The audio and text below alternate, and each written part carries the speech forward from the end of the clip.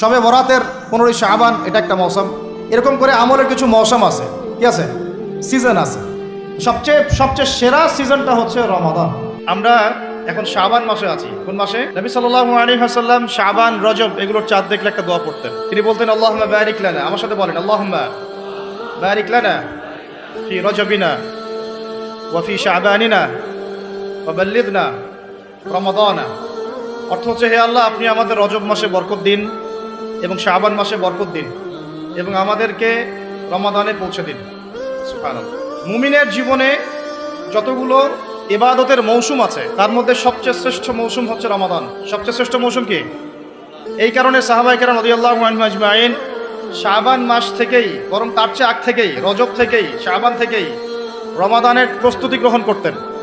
কি করতেন? কোন মাসের? কেন করতেন আমি একটু বুঝাই, আমার সাথে বুঝেন। আমাদের এই উম্মতের গড় আয়ু বনু ইসরাইলের মতো না। আমরা কি 500, 600, 1000 বছর বাঁচবো? না, গড় আয়ু এই উম্মতের কম।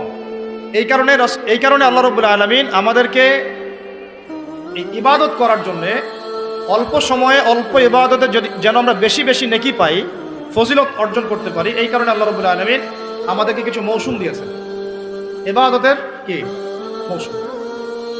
আর আল্লাহ পাক আমাদেরকে পাঠিয়েছেনই পৃথিবীতে তার ইবাদত করার জন্য। যেমন আল্লাহ পাক কি বলেছেন সূরা যারিয়াতের 56 নম্বর আয়াতে আল্লাহ পাক বলেছেন যে ওয়ামা খালাকতুল জিন্না ওয়াল ইনসা ইল্লা লিয়াবুদুন, আমি জিন জাতি আর মানব জাতিকে শুধুমাত্র আমার ইবাদত করার জন্যই সৃষ্টি করেছি। তাই না? আমাদের দুনিয়াতে আসার অন্য কোনো কারণ আছে? না। এখন আল্লাহ পাকের ইবাদত কি সবাই সমান করতে পারবে? উত্তর হচ্ছে না। আল্লাহ পাক বলছেন সূরা মুলকের মধ্যে গিয়ে বলছেন 2 নম্বর আয়াতে, আল্লাযী খালাকাল মাউতা ওয়াল হায়াতা লিয়াবলুয়াকুম আইয়ুকুম আহসানু আমালা। আমরা সবাই এটা তো পড়ি। রাতের বেলা সূরা মুলক পড়েন, কে কে হাত তোলেন? মাশাআল্লাহ, হাত নামান। ফজিলত, রাতের বেলা সূরা মুলক পড়ে ঘুমালে ইনশাআল্লাহ এই চর্চা, এই অভ্যাস, এই সুন্নতের উপর আমল করতে থাকলে আল্লাহ চান তো এই আমলের ওসিলায় আল্লাহ পাক তাকে কবরের আযাব থেকে মুক্ত রাখবেন।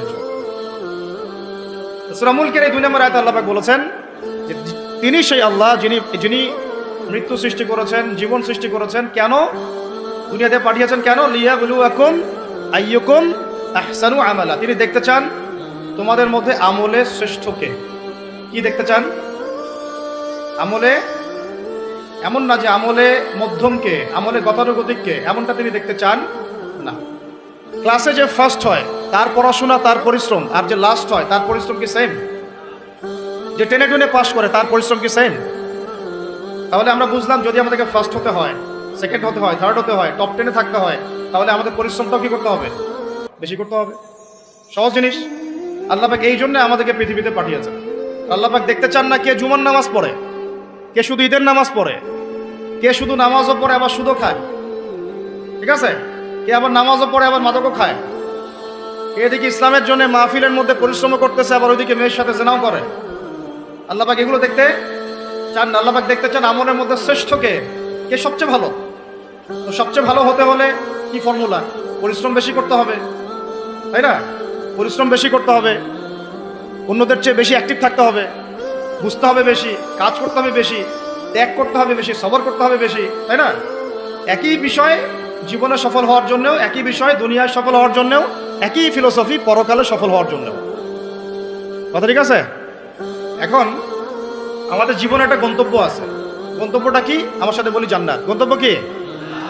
জান্নাতে যে ব্যক্তি যেতে পারবে তার দুনিয়া সফল, আখিরাত সফল। যে ব্যক্তি যেতে পারবে না তার দুনিয়াও বরবাদ, আখিরাতও বরবাদ। দুনিয়াতে নাম, যশ, খ্যাতি, টাকা, সম্পদ, পদ, রাষ্ট্রীয় ক্ষমতা ইত্যাদি থাকতে পারে, যদি সে ব্যক্তি পরকালে পুলসিরাত পার হতে না পারে সে সফল নয়, সে সফল নয়। কথা ঠিক আছে? এখন মনে করেন পৃথিবীর সবচেয়ে প্রতাপশালী একজন মানুষ ছিল ফেরাউন। কি নাম ছিল? সে কি পরকালে সফল? এখন কি সে সফল? কেন সফল না? কারণ দুনিয়ার জীবনে সে আল্লাহর হুকুম মানে নাই, এই পরীক্ষায় সে ফেল করছে। একই বিষয় এখানে অনেকের অনেক বড় বড় সম্পত্তি থাকতে পারে, ক্ষমতা থাকতে পারে, ঈমান, আমল এবং ইসলাম ঠিক না থাকে, সে দুনিয়াতেও সফল না, পরকালেও সফল। এরকম অনেক কথা আল্লাহ কোরআনে বলেছেন। সত্যি কথা বলতে আমরা এই কোরআনের প্রতি সত্যিকার অর্থে শ্রদ্ধাশীল না। মুখে মুখে বলি আমরা কোরআন ফলো করি, কোরআন ভালোবাসি, কোরআনের জন্য জান দিব ইত্যাদি ইত্যাদি। অনেক সময় দেখা যায় কোরআন আমরা তেলাওয়াতও করতে পারি না। যেই কিতাব তেলাওয়াতি করা শিখলাম না তার জন্য আপনি জীবন দিবেন? যে কিতাবের তেলাওয়াতই আপনি শিখতে পারলেন না এখনো, এখন সেই কিতাবের হুকুম বাস্তবায়ন করবেন, এই পর্যন্ত ঈমান তো যাওয়া অনেক দূরের কথা, তাই না বিষয়টা? এর প্রতি ভক্তি শ্রদ্ধা তো আসবে না, কারণ তিলাওয়াতই তো এখনো শিখছেন না, অনুবাদ করছেন না, আয়াতের অর্থগুলো জানছেন না। এটা আল্লাহ পাক এই মানব জাতির জন্য পাঠিয়েছেন, পুরো মানব জাতির জন্য, শুধু মুসলিমদের জন্য না। এখানে আল্লাহ বলেছেন চুরি করলে চোরের হাত কেটে দাও। কি করো? কে শুনবে এই কথা? এখন কে মানবে এই কথা? আল্লাহ পাক বলেছেন যদি জেনা করে জনসমক্ষে 100 বেত্রাঘাত করবা। সূরা নূর, কোন সূরা? সূরা নূর আয়াত নাম্বার 2-3, বাসায় গিয়ে চেক করে দেখো। আর চোরের হাত কাটা সূরা মাইদা, কোন সূরা? সূরা মাইদা। আমি নিজে নিজে কোনো কথা বলতেছি না, এই কিতাবেই আছে। আল্লাহ পাক বলেছেন যদি ডাকাতি করে, ডাকাতি, ডান দিকের হাত বাম দিকের পা, ডান দিকের হাত বাম দিকের পা, এটা কে কাটবে? কারা কাটবে? সাধারণ মানুষ। আপনি কি পারবেন? যার কাছে অথরিটি আছে তার উপর দায়িত্বটা, আমাদের উপর এটা দায়িত্ব না। আমাদের দায়িত্ব কি? আমাদের দায়িত্ব হচ্ছে জানানো, প্রচার করা, কারণ আমার কাছে ইলমটা আছে। এরপরে যদি সে না করে তার ফল সে ভোগ করবে, তার হিসাব সে দিবে। আমাদের কাছে এই পর্যন্ত শেষ, কুল্লু খালাস। আর এরপরে যদি আল্লাহ পাক আপনাকে নিয়ে যান উপরে, তখন আপনি সেটা করবেন ইনশাআল্লাহ, ঠিক আছে? এখানে আছে, এর ব্যাখ্যা তো হাদিসও আছে। মাদক দ্রব্য সেবন করে, কি সেবন করে? 40টা বেত্রাঘাত। কয়টা? কে মানে কোরআনের কথা? নবীজি বলছেন সুদ যে ব্যক্তি ছাড়ে না সে যেন তার মায়ের সাথে জেনা করে। এগুলো এখন কাকে ওয়াজ করবেন? এগুলা কে শুনবে এই কথা? সুদি এনজিওর 6 লাখ দেশ ভরে, তারপরে এমন কোনো গ্রাম নাই, এমন কোনো শহর নাই, এমন কোনো ব্যাংকিং সিস্টেম নাই যেখানে সুদ নাই। নবীজি বলছেন আমি সুদের সাথে সম্পৃক্ত 4 শ্রেণীর মানুষকে অভিশাপ দিয়ে গেলাম। নাউজুবিল্লাহ। আমাকে বুঝান তো, নবীর অভিশাপ নিয়ে কেউ জান্নাতে যাবে? হ্যাঁ, নবী কাউকে সাল্লাল্লাহু আলাইহি ওয়াসাল্লাম যদি কাউকে অভিশাপ দেন ও জান্নাতে যেতে পারবে? এত সহজ। নবীজি বলছেন যে সুদ খায় আমি তাকে অভিশাপ দিলাম, যে সুদ দেয় আমি তাকে অভিশাপ দিচ্ছি। যে সুদ খায়ও না দেয়ও না কিন্তু সাক্ষী থাকে, কি থাকে? আমি তাকে অভিশাপ দিচ্ছি। আর যে ব্যক্তি সাক্ষীও থাকে না কিন্তু লিখে রাখে, আমি তাকেও। বলেন তো এর মধ্যে পড়লো কিনা? পুরো সিস্টেমটা পড়ে নাই? আরো আছে, এই যে মেয়েরা কি শুনতে পারতেছে? যেসব মেয়েরা পুরুষের পোশাক পরে, যেসব মেয়েরা পুরুষের পোশাক পরে, এটা হচ্ছে এগিয়ে যাওয়ার বিশ্ব বলে। আগাচ্ছে এরা কিয়ামতের দিকে। কোন দিকে? ধ্বংসের দিকে, কিয়ামতের দিকে, যদি না ফিরে আসে, যদি না ফিরে আসে। আল্লাহ পাক বলেছেন ফাযাক্কির, তুমি উপদেশ দাও, ইন নাফাআতিয যিকরা, যদি উপদেশ কাজে আসে, সায়াযাক্কারু মান ইয়াখশা, যে আল্লাহকে ভয় করে দ্রুত ফিরে আসবে ইনশাআল্লাহ। আল্লাহকে যারা ভয় করি আমরা ফিরে আসবো না ইনশাআল্লাহ। আল্লাহ পাক বলছে ফাযাক্কির, উপদেশ দাও, ইন্নামা আনতা মুযাক্কির, তুমি শুধু উপদেশদাতা, লাস্তা আলাইহিম বিমুসাইতির, তুমি কারো প্রতি দারোগা নও। আমরা কারো প্রতি কি নই? দারোগা নই। আমাদের কাজ কি? বাল্লিগু আন্নী ওয়ালাউ, প্রচার করো, একটা আয়াত জুড়ে যাও, বাস। এরপর যদি না মানেন আপনার প্রস্তুতি আপনি গ্রহণ করেন। নবীজি বলেছেন সাল্লাল্লাহু আলাইহি ওয়াসাল্লাম কোনো মেয়ে যদি ছেলের পোশাকও পরে, মানে ছেলের মতো শার্ট, ছেলের মতো প্যান্ট, জিন্স, গেঞ্জি, টি শার্ট, নাউজুবিল্লাহ, তাহলে নবীজি বলছেন ওই মেয়ের উপরে আমার অভিশাপ। এগুলো নিয়ে বললে তো অনেক কথা। মাদকদ্রব্য প্রস্তুতকারী, মাদকদ্রব্যের সাথে সংশ্লিষ্ট 10 শ্রেণীর মানুষকে একই পাপের কাতারভুক্ত করা হয়েছে। যে খায়, যে খাওয়ায়, যে পরিবেশন করে, যে বানায়, এভাবে একটা তালিকা আছে। কে বুঝাবে? এখনকার আমাদের সমাজে এগুলো মূল সমস্যা না? এই সমস্যাগুলো হতে পারে কারণ আমরা মানুষ, কবিরা গুনাহ হতে পারে। এর উপর অটল থাকলে পরে আল্লাহর গজব নেমে আসবে। একটা বিষয় খেয়াল করেন না, যে যখন সূর্য ডুবে যায় তখন পাখিগুলো কি করে? করেন? বাসায় ফিরে যায় না? মানে দিন শেষ, সূর্য ডুবে গেছে, এখন বাসায় ফিরতে হবে, তাই না? এভাবে আল্লাহ পাক রমাদান দিয়েছেন আমাদেরকে, কেন জানেন? যাতে এই যে সারা বছর আমরা এদিক ওদিকে ছোটাছুটি করে দূরে সরে গেছি না, এখন কাছে আসো, ঘরে আসো, আল্লাহর কাছে আসো। রমজান মাসে কোথায় আসো? আল্লাহর কাছে আসো। এখন আল্লাহর কাছে আসতে হলে আপনার প্রিপারেশন লাগবে না? আমি আপনাদেরকে আজকে 15টা পয়েন্ট বলবো ইনশাআল্লাহ। বেশি বড় বড় করে না, জাস্ট সংক্ষিপ্ত করে 15টা পয়েন্ট। এই পয়েন্টগুলো আমাদেরকে রমজানের আগেই নিজের মাথায় ঢুকাইতে হবে। পাক্কা নিয়াত করতে হবে আল্লাহ পাক যেন আমাকেও তৌফিক দেন, আপনাদের সবাইকে তৌফিক দান করেন। তার আগে বলে নেই, রমাদান মাস ব্যাপী ইনশাআল্লাহ তাআলা আমাদের একটা অনলাইন মাদ্রাসা আছে, তহা জিন্নুরাইন, না দেখেছেন না? তহা জিন্নুরাইন ইসলামিক অনলাইন মাদ্রাসা। এর ব্যবস্থাপনায় কোরআন শিক্ষার কোর্স চালু করা হয়েছে আলহামদুলিল্লাহ। আপনারা ঘরে বসেই এখানে কোরআন শিখতে পারবেন ইনশাআল্লাহ। আমি ক্লাস নেব ইনশাআল্লাহ, বেশি না, প্রত্যেক দিন 1 থেকে 1.5 ঘন্টা সময় দিবেন। যারা কোরআন শিখতে জানেন না, একেবারেই জানেন না, ইনশাআল্লাহ 1 মাসের মধ্যে শিখাই দেবো ইনশাআল্লাহ। এটা একটা বিষয়। আরেকটা অ্যানাউন্সমেন্ট দেই, ইনশাআল্লাহ আরও একটা কোর্স তহাজিনুনাইন অ্যারাবিক ইসলামিক অনলাইন মাদ্রাসা ব্যবস্থাপনায় চালু করা হবে রমজান মাসে। সেটা হচ্ছে কোরআনের অনুবাদ শেখার উপরে। কিসের উপরে? কোরআনের অনুবাদ, understand Quran and Salah the easy way, এই কোর্সটা ইনশাআল্লাহ 1 মাসে তো সম্ভব না। 1 মাসের মধ্যে আমরা একটা প্রামাণ্য ধারণা দিব যে কিভাবে আপনি কোরআনের অনুবাদ করবেন, এখানে আরবি ভাষা শিখবেন কিভাবে, আরবি ব্যাকরণ শিখবেন কিভাবে। রমজান শেষ হওয়ার পরেও এই কোর্সটা চলতে থাকবে, রমজান মাসেও এই কোর্সটাও চালু করা হবে ইনশাআল্লাহ। আপনারা সবাই শরীক হওয়ার চেষ্টা করেন ইনশাআল্লাহ। এবং এটা নারী পুরুষ আবার বৃদ্ধ সবার জন্য উন্মুক্ত ইনশাআল্লাহ। আর এছাড়া আমাদের একটা ইসলামিক ডিপ্লোমা কোর্সও চলছে, এটা হচ্ছে men's diploma in Islamic studies. এখানে 6টা সাবজেক্ট শিখবেন। কয়টা ভাই? 6টা সাবজেক্ট শিখবেন মাত্র 3 থেকে 4 মাসের মধ্যে। সাবজেক্ট নাম্বার 1 হচ্ছে কোরআন, 2 হচ্ছে হাদিস, 3 হচ্ছে নবীর সিরাত সাল্লাল্লাহু আলাইহি ওয়াসাল্লাম, 4 হচ্ছে ইসলামের ইতিহাস, 5 হচ্ছে ফিকহ এবং 6 হচ্ছে আকীদা। এই 6টা সাবজেক্ট আপনারা শিখবেন 4 মাসে ইনশাআল্লাহ। এটা শর্টকাট কোর্স, কারণ আমি দেখেছি লম্বা সময় ধরে পড়াইতে চাইলে মানুষ পড়তে চায় না, অত ধৈর্য এখন মানুষের নাই।